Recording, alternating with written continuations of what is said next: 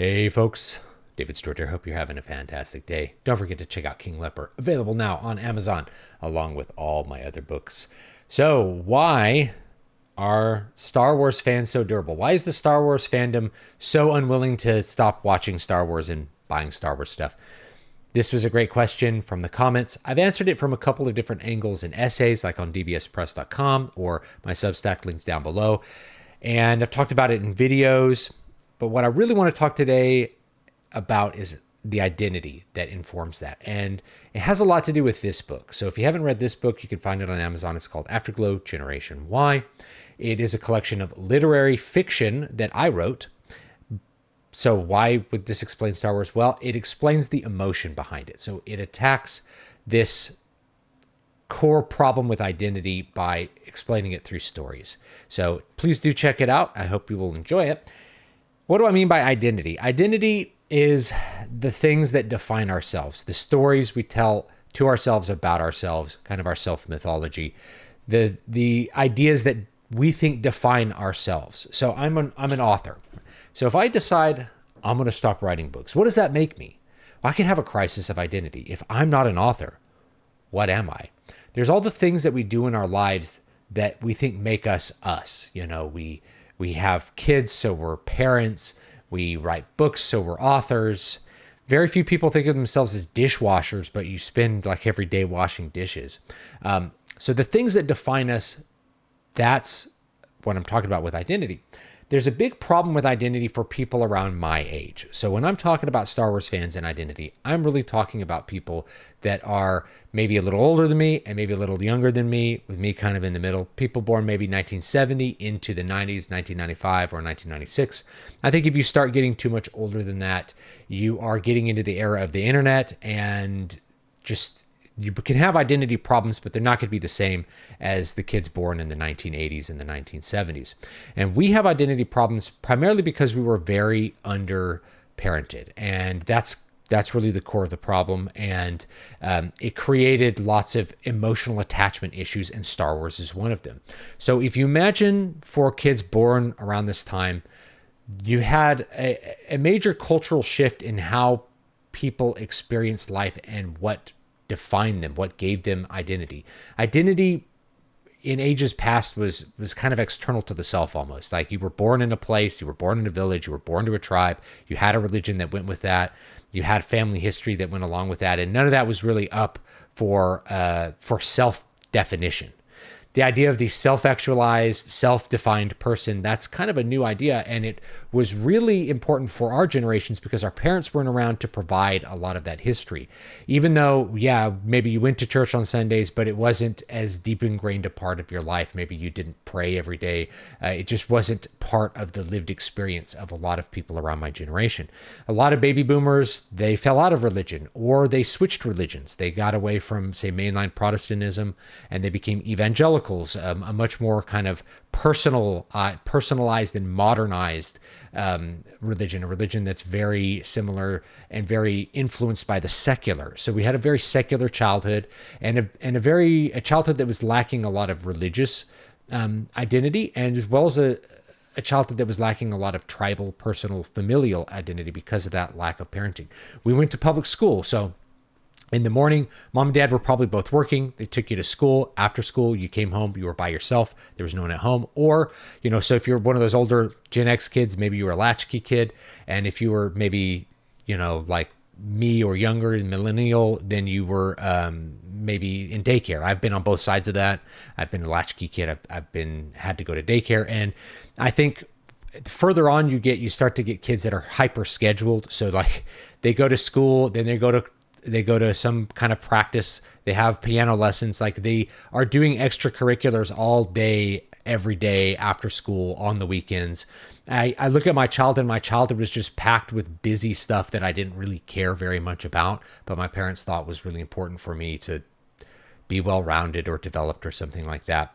Not that I resent them for that. Like they felt like I should be doing sports because sports are good for me. They felt like I should be doing music because music's good for me. And then before you know it, you're never spending any time with your parents at all. So being underparented, that void gets filled in by other things. One of the things that that fills in that void is media. And that's really the focus of my talk here, is the media filled in the void that was left by our parents. We had a void in terms of identity, and we had a void especially with meaning, because our identity interacts a lot with our meaning. You do things that you feel like are meaningful. You're an author because there's meaning behind writing the book, or you're a parent because there's meaning behind raising the children. As a kid, kind of floating around, divorced from a lot of that, and maybe your parents were divorced, which meant your home might have been in flux. So you were at weekends, you were at dad's, and weekdays you were at mom's. So you had two houses, two sets of things you had to deal with, maybe two sets of parents you had to deal with. So even the idea of like being home was sort of in flux. And so media filled that for a large part. We were raised by our peers, we were raised by our teachers and coaches, and we were raised by the media that we watched. And Star Wars was a huge part of the media that kids watched in the 80s. And it's really hard to understate how attached a lot of people got to Star Wars. Why? Why are they attached to Star Wars? Why are they attached to Star Wars and not some other random thing? Well, they got attached to lots of other things as well. But Star Wars was a big one because Star Wars gave you lots of meaning. It was full of meaningful quips, right? It was full of great lines. When Yoda would say something like, "Do or do not, there is no try," like that's a great line of dialogue. And I remember this great moment. In fact, I think I pulled it up here, where Luke Skywalker is walking up from his moisture farm and watching the sunset, and you have the Force theme playing by John Williams, da da da da da da da, right? And it's this beautiful moment played on a French horn, so you have the reflected sound of the French horn. It sounds distant. It just has a great emotional impact as like the orchestra finally joins in with the horn, and you have this big loud moment. What that moment encapsulates is how people in my generation felt, which is they wanted to escape not to Tatooine, which is this desert planet, or even into a starship, but to a place of meaning. Luke is us, and people got very attached to Luke. They identified a lot with Luke. They viewed Luke as an insert for themselves because Luke lived this really boring life as a moisture farmer with an aunt and uncle who didn't seem to care that much about him, even though they really did. But that's how Luke felt. And as kids, we tend to not pay attention to how much his uncle and aunt actually loved Luke, but we tend to think of ourselves and how we just feel kind of separate from our parents in a lot of cases.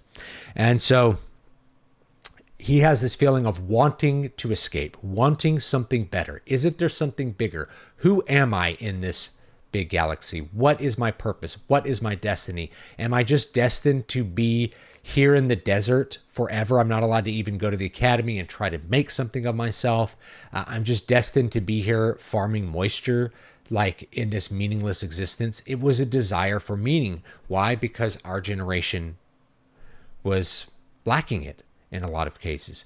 So Luke was us, and Luke was escaping from the mundane life of meaninglessness to a place where he was important, where he could make a difference. He was escaping to meaning, and he was learning so much about the realities of the world that was bigger. And by the world, I mean really the galaxy, because there's many worlds, but we could think of it as our world being bigger. We wanted to escape from this. I grew up in several cities. My parents moved around a little bit when I was younger. And I remember Fresno was full of kids who really didn't want to be in Fresno. Now, Fresno's not a bad city. I've written about it. But they viewed Fresno the way Luke viewed Tatooine, right? It was just this nothing town. It's a huge city. It's a really big city. I think the greater Fresno Clovis area has like 1 million people in it. So it's a big metropolitan area. Not exactly like, but maybe if you were in Tulare or something, you might have, had something that's a much smaller town in Central California. But they wanted to be in Los Angeles. They wanted to be somewhere that was exciting. Everybody wanted to go to school in a different place from where they currently were. They all wanted to escape to a different place because they didn't have any meaning in their lives. Life was really boring, and it was really slow, and it was lacking a lot of the things that give people identity and meaning. So Star Wars provided that. This is why you have, what's the generational difference between like Gen Y and millennials, right? The kids born in the 80s and the kid born in the 90s is how you view the prequels. Why did some people view the prequels like with that South Park episode of like raping the childhood? Like the prequels were this spiritual affront to them. Well, because it was. They had a religious attachment to Star Wars. They had an identity attachment to Star Wars. Star Wars had to be good because it was always good, because it was the thing that they loved, and they loved the books and they loved the games. And the idea that Star Wars could be bad was a spiritual attack on them, because it was an attack on their identity. All of a sudden, this thing of like, I'm a Star Wars fan and liking Star Wars is a core part of my identity. How do you deal with The Phantom Menace, a movie that you didn't enjoy?